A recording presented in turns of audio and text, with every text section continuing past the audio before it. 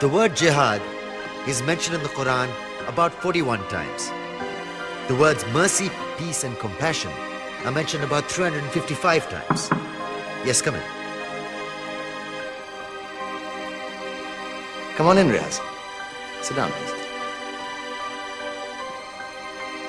Contrary to popular belief in most Western cultures, Islam is a religion that preaches peace and tolerance. Yes, Patricia.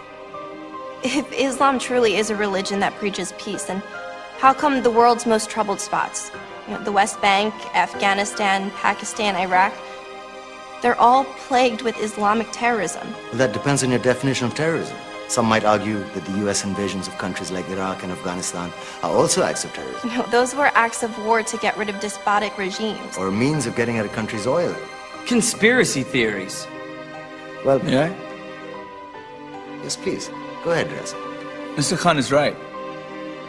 I mean, if we're talking about terrorists, the world's biggest terrorists are the white superpowers. Come on now. No, really, stop and think about it. Explain 9/11. Okay.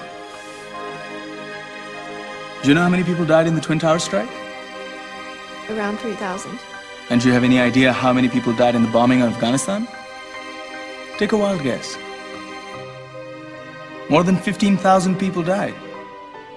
And that's just conservative figures. About 50,000 tons of explosives were dropped on innocent civilians. Men, women, children. Yeah, but that was because of the Taliban. Now that you brought it up, did you know that the Taliban was a creation of the CIA to fight the Russians? Whatever. They were still harboring terrorists. Yeah, right. Terrorists that were never found. Just like the weapons of mass destruction that were never found in Iraq. Do you want to get into the death toll in Iraq? 500,000 civilians and counting. And what do Britain and America say when they don't find these weapons? It's simple.